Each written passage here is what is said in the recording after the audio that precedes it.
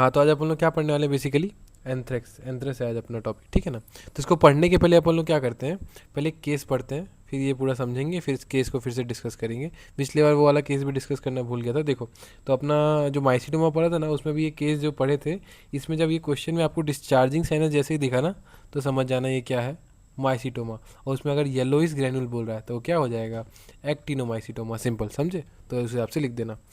चलो, अब अपना माइसीटोमा तो उस बार का बस एक केस बचा था तो डिस्कस कर लिया। अपने को अब पढ़ना है एंथ्रेक्स।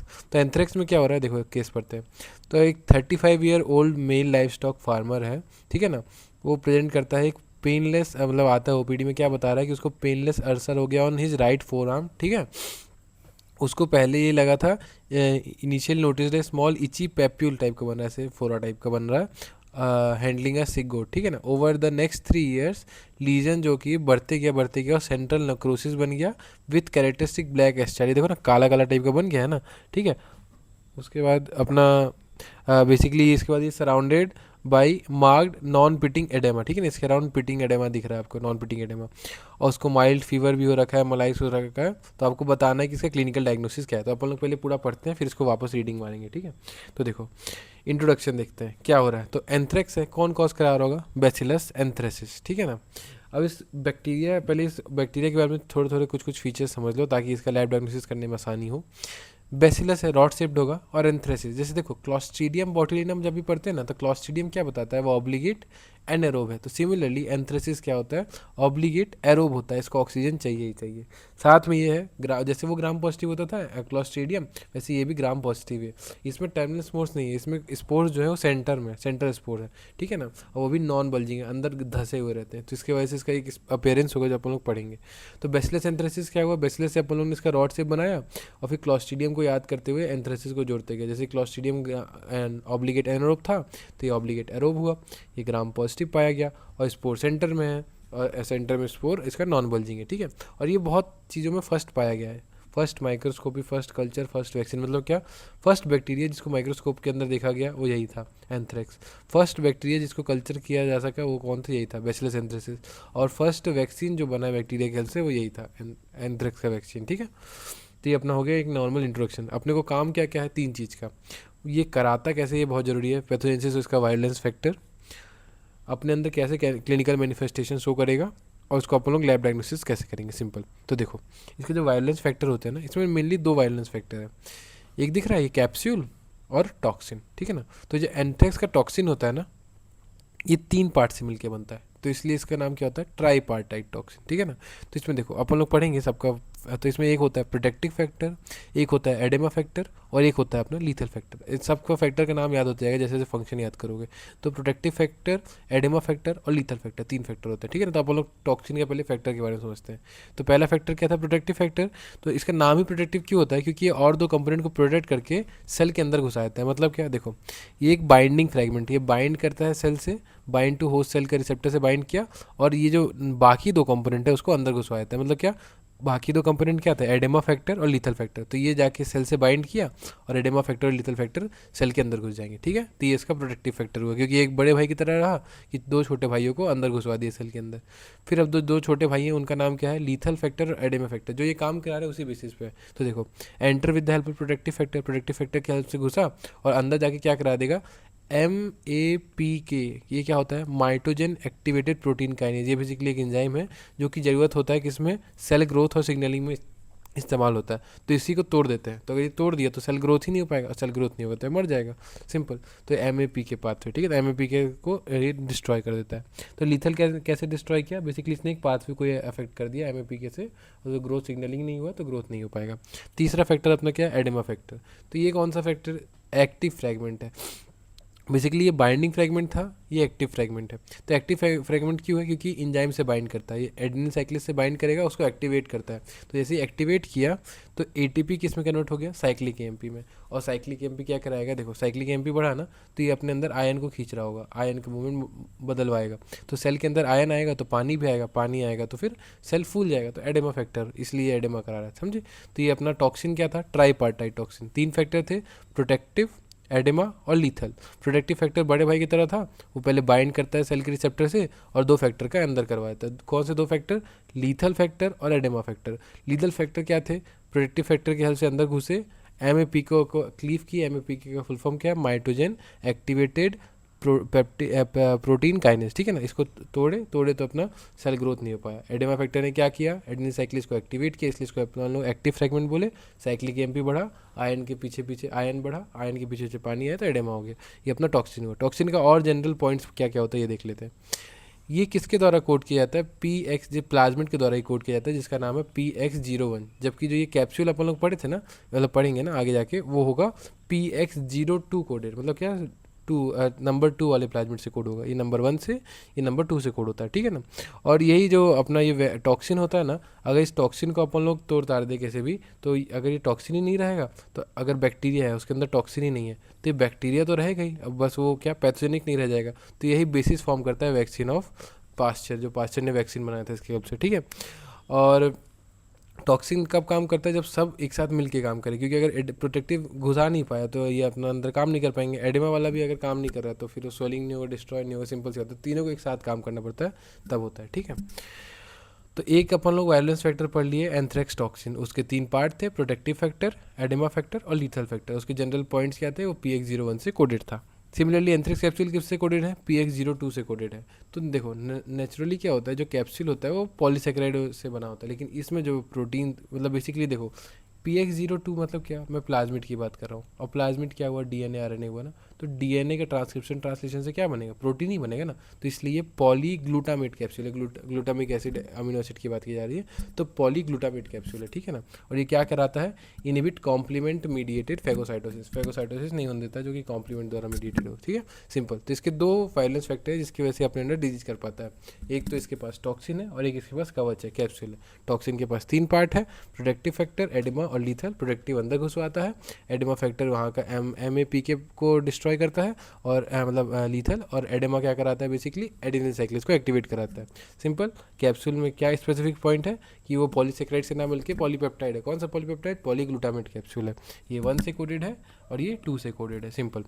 चलो, तो इसके बाद आप लोग समझते हैं कि जो अपने अंदर मैनिफेस्टेशन शो कर रहा है ह्यूमन एंथ्रेक्स, तो किन किन पार्ट में है। तो देखो, अगर वो एब्रेडेड, पहले समझो ये मोड ऑफ ट्रांसमिशन समझोगे ना, तो उसकी वजह से अपना सारा ये बेसिकली ये जो ये वाला पार्ट बता रहा हूँ ना, ये मोड ऑफ ट्रांसमिशन है और ये उनका बीमारी का नाम है। तो देखो, अगर वो क्यूटेनियस स्प्रेड कर रहा है, कैसे? जैसे आपका स्किन एब्रेडेड है, टूटा हुआ है, उसके थ्रू स्पोर घुस गया, या तो स्पोर के इनहेलेशन से घुस गया। तो अगर एब्रेडेड स्किन से घुस गया तो क्या हो जाएगा? Cutaneous anthrax. अगर स्पोर की इनहेलेशन से घुस गया तो क्या हो जाएगा? Pulmonary anthrax. और अपन लोग ऐसे कारकसेस का मतलब क्या होता है? डेड बॉडी खाना, डेड मतलब डेड ऑर्गेनिजम्स को खाना। तो injection of carcasses of animal dying of anthrax, ऐसा ऑर्गेनिज्म जो कि एंथ्रेक्स से मरा था और हम लोग उसको एकदम भूंज भांज के खा लिए, तो क्या हो जाएगा? इंटेस्टाइनल एंथ्रेक्स, समझे। तो अगर स्किन के थ्रू हुआ तो क्या हुआ? Cutaneous anthrax. अगर रेस्पिरेटरी के थ्रू हुआ, स्पोर्स इनहेल करने के हुआ तो पल्मोनरी एंथ्रेक्स, और खाने की वजह से हुआ तो इंटेस्टाइनल एंथ्रेक्स, ठीक है ना। तो देखो, क्यूटेनियस एंथ्रेक्स को समझते हैं। तो क्यूटेनियस एंथ्रेक्स ज़्यादातर किन में पाया जाता है? देखो, हाइड, इनको इसको बोला जाता है hide porter disease. Hide porter disease मतलब समझ में आता है क्या होता है? जो लोग अपने ऊपर ना बहुत सारा ऐसे वजन लेके चल रहे हैं और एक जगह से दूसरी जगह कैटल कई सामान उमान इधर से उधर ले जा रहे हैं, जैसे मान लो उनका स्किन ले जा रहे हैं, तो उस चक्कर में क्या होता है? उसकी स्किन से आपको कहीं चोट वोट लगा हुआ उसमें चला जाता है और फिर अपना डिजीज करा जाता है। तो भाई इसको अपन लोग कहते हैं हाइड पोर्टर डिजीज, क्योंकि ये पोर्टर से रिलेटेड होता है। पोर्टर का मतलब क्या? जो अपने सर पे सामान लेके चले, वही तो हाइड पोर्टर डिजीज, ठीक है ना। तो ये डेवलप कैसे होता है क्यूटेनियस? पहले होता है एक पेप्यूल, छोटा सा ऐसे उठा सा हिस्सा, ठीक है। फिर वो दबने लग जाता है, मतलब क्या? पेनलेस वेसाइकल बना।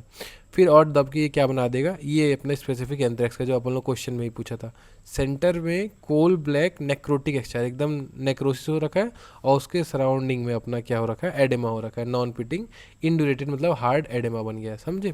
तो ये अपना हुआ क्यूटेनियस एंथ्रेक्स। हुआ किन में पाया गया? पोर्टर्स में, मतलब क्या? हाइड पोर्टर डिजीज कहा गया।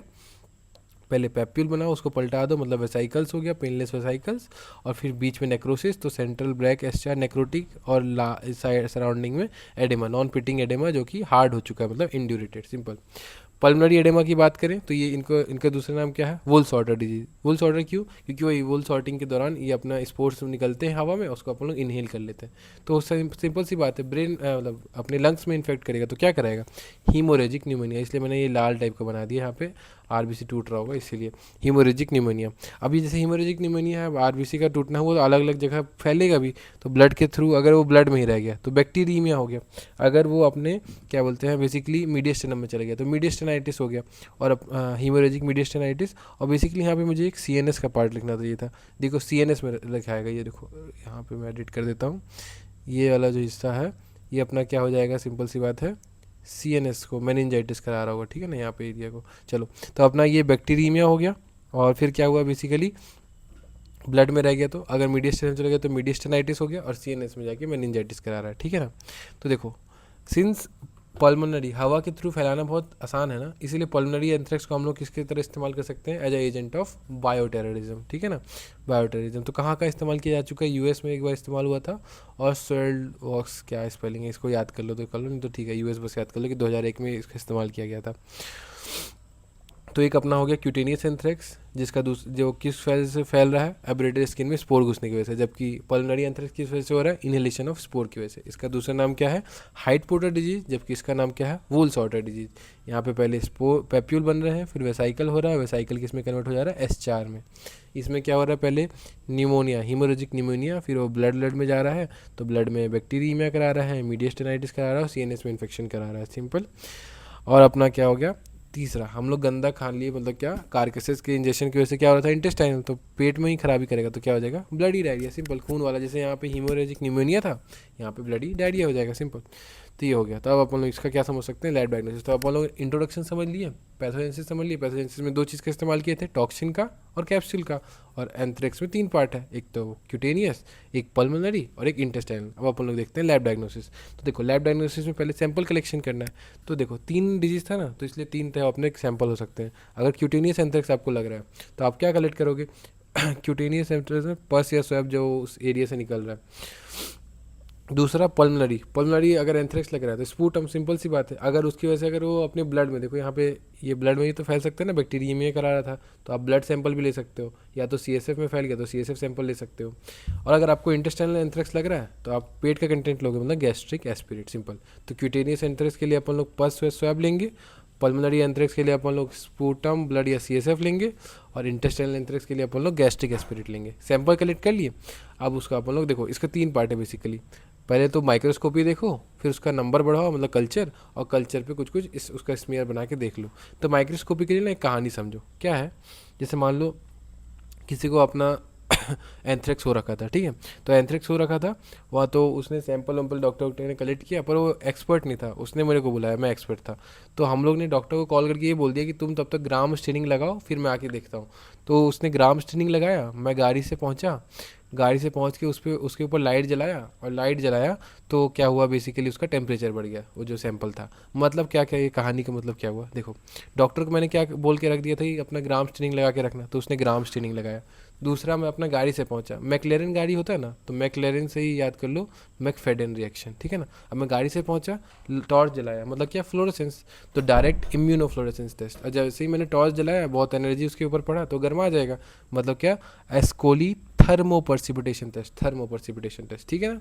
तो gram staining, McFadden reaction, direct immunofluorescence और एस्केलोथर्मल प्रेसिपिटेशन टेस्ट।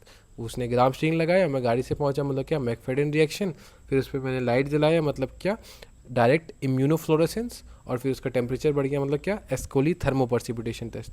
तो ग्राम स्टेनिंग में कैसा दिख रहा होगा, ग्राम पॉजिटिव दिख रहा होगा, और रेक्टेंगुलर रॉड टाइप का दिख रहा होगा। इसका डायग्राम मेरे को लगाना चाहिए था, ऐसे देखो, ये देखो, ये अपना रॉड टाइप का दिख रहा है ना, तो रॉड टाइप का दिख रहा होगा, सिंपल। फिर अपन McFadden reaction, McFadden reaction basically होता क्या है, अपन लोग एक इस्तेमाल करते हैं कि स्टेन, अब देखो मैं तो गुरु आदमी हूँ, तभी ना मैं अपना यहाँ पे गाड़ी से आ रहा हूँ वहाँ पे, तो अपना एक वो अपना स्टेन लेके आता है, कौन सा स्टेन, गुर्स पॉलीक्रोम मिथाइलिन ब्लू, नाम याद कर लो, मिथाइलिन ब्लू, गाड़ी भी नीली दिख रही है, तो देखो गुर्स पॉलीक्रोम मिथाइलिन ब्लू स्टेन मैंने सैंपल पे डाला, जैसे सैंपल पे डालूंगा ना तो बेसिलाई तो ब्लू दिखेगा, लेकिन उसके अराउंड जो उसका कैप्सूल होगा ना वो एमॉर्फस पर्पल दिख रहा होगा। तो इससे अपने को पता चल जाए कि अच्छा हाँ एंथ्रेक्स में तो कैप्सूल होता है ना, तो इसमें कैप्सूल पाया गया तो अच्छा ये एंथ्रेक्स हो सकता है, समझे। तो ब्लू बेसिलाई और amorphous purple material around blue bacilli, ठीक है ना। फिर अपना क्या है, डायरेक्ट इम्यूनोफ्लोरेसेंस। तो देखो इम्यूनोफ्लोरेसेंस में क्या हो रहा है, अपन लोग को बेसिकली यहाँ पे एंटीबॉडी का इस्तेमाल कर रहे हैं। जैसे मोनोक्लोनल एंटीबॉडी अपन लोग चूहा में डाल के बना लेते हैं ना, तो यहाँ पे फ्लोरेसेंट, उसमें फ्लोरेसेंस वाला जोड़ दिया प्रॉपर्टी, और मोनोक्लोनल एंटीबॉडी बनाए उसको सैंपल में डाले, तो जब वो कैप्सूलर एंटीजन से बाइंड करेगा फिर अपन लोग उस पर लाइट चमकाएंगे तो डिटेक्ट हो जाएगा, या फिर वो सेल वॉल के एंटीजन से बाइंड करके अपन लोग उसको डिटेक्ट कर सकते हैं, सिंपल। तो ये अपना तीसरा टेस्ट हो गया, क्या, लाइट चमका। लाइट चमकाने की वजह से क्या हुआ, टेम्परेचर बढ़ता था, तो उसको अपन लोग बोलते थे एस्कोली थर्मो परसिपिटेशन टेस्ट। नाम याद कर लोगे तो काफ़ी है। तो इसमें बेसिकली ये रिंग परसिपिटेशन टेस्ट है, और इसमें कौन सा सैंपल लेते हैं, पुट्रिट सैंपल का इस्तेमाल किया। पुट्रिट फॉर्म मतलब क्या है, जो अच्छे से एग्जैक्ट सैंपल नहीं, एकदम टूटा फूटा डिस्ट्रॉयड टिश्यू है, उस सैंपल को अपन लोग पुट्रिट फॉर्म कहते हैं, ठीक है ना। तो ये अपना हो गया डायरेक्ट एग्जामिनेशन। डायरेक्ट एग्जामिनेशन में अपन लोगों ने क्या किया, उसको कॉल करके बोल दिया कि बेटा तुम ग्राम स्टेनिंग लगाओ, मैं गाड़ी से पहुंचता हूँ। मैं गाड़ी से पहुंचा, मैक्लेरिन गाड़ी से, उसका नाम क्या हो गया, मैकफेडन रिएक्शन। फिर वहाँ जाके टॉर्च जलाया, मतलब क्या, डायरेक्ट इम्यूनोफ्लोरेसेंस। उसकी वजह से उसका टेम्परेचर बढ़ा, मतलब क्या, एस्कोली थर्मोपर्सिपिटेशन। ग्राम स्टेनिंग में ग्राम पॉजिटिव पाया गया। मैकफेडन बेसिकली अपने कैप्सूल डिमॉन्स्ट्रेशन के लिए होता है, जो कि पर्पल एमॉर्फस मटेरियल दिखता है। इसमें स्टेन कौन सा इस्तेमाल कर रहा है, गुर पॉलीक्रोमेट मिथाइलिन ब्लू।